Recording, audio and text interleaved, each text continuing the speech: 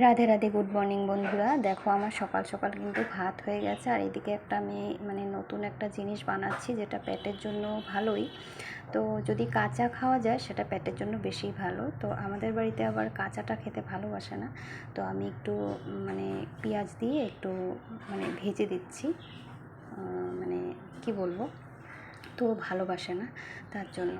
তো এই যে দেখো আলু কোয়াশের তরকারি পাতলা করে ঝোল করেছি আলু কোয়াশের। আর এইদিকে দেখো এই যে এটা হলো বাদালি পাতা, তোমরা কি বলো জানি না বন্ধুরা। তো এটা গন্ধটা একটু অন্যরকমই হয়, কাঁচা বাটা খেতে অতটা ভালো লাগে না, তার জন্য একটু পেঁয়াজ একটু কষিয়ে তো সেটা একটু বেটে নিয়েছি আগে বাদালি পাতাটা, তারপর এই যে ভেজে নিচ্ছি। তো এটা খেতে খুবই ভালো লাগে বন্ধুরা গরম গরম ভাতের সাথে। এই যে দেখো একদম শুকিয়ে এসছে। তো যাই হোক আমি উঠিয়ে নিচ্ছি বাটিতে। ও অফিসে যাবে, রেডি হয়ে যাচ্ছে, তো তার জন্য এটা আমাদের পাশের বাড়িতে একজনের গাছ আছে, সেখান থেকে এনে তারপর বাটাটা মাঝে মাঝে করি।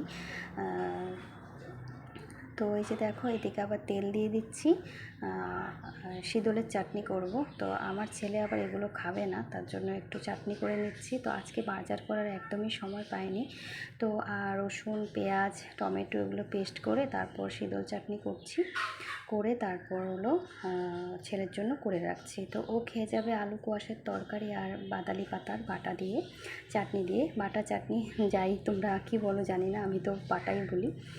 তো যাই হোক আমি একটু রান্নায় ব্যস্ত হয়ে আছি। তো তোমরা যে যেখান থেকে আমার ব্লগটা দেখছো আশা করছি তোমাদের ভালোই লাগবে।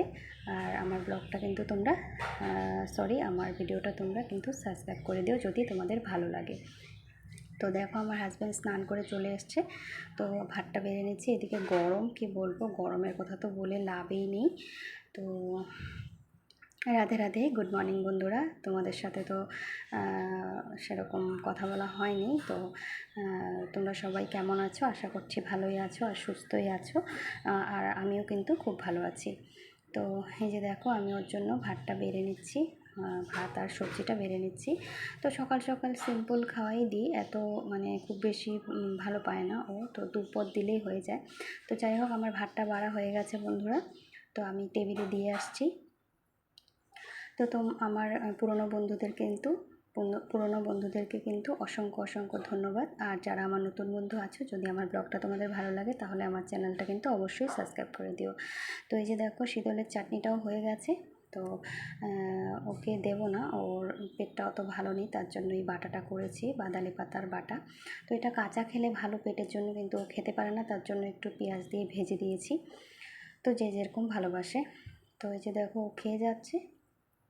তারপরে এই যে আমার রান্না হয়েছে আলু কোয়াশের তরকারি আর শিদলের চাটনি ছেলের জন্য, আর হলো বাদালি পাতার লাড়া। তো দেখো আমার রান্না হয়ে গেছে, আর ও হলো অফিসে চলে যাচ্ছে। তো এইদিকে দেখো এই ভাইগুলো দাঁড়িয়ে আছে, মাঠটা পরিষ্কার করছে। তো আমি বাড়ি চলে আসলাম আমার বাকি কাজগুলো করার জন্য। তো এই যে দেখো এখন রান্নাবান্না হয়ে গেছে, গ্যাস পরিষ্কার করছি। তো আজকের জন্য ব্লগটা এখানেই শেষ করছি বন্ধুরা। তোমরা ভালো থেকো, সুস্থ থেকো, আর প্লিজ আমার পাশে থেকো। তো যদি আমার ব্লগ তোমাদের ভালো লাগে তাহলে আমার পাশে থেকো। তো এই যে দেখো আমি গ্যাসটা পরিষ্কার করে নিচ্ছি, আর রান্নার পরে তো জানোই কত কাজ থাকে। তো আজকের জন্য ব্লগটা এখানেই শেষ করছি বন্ধুরা। ওই যে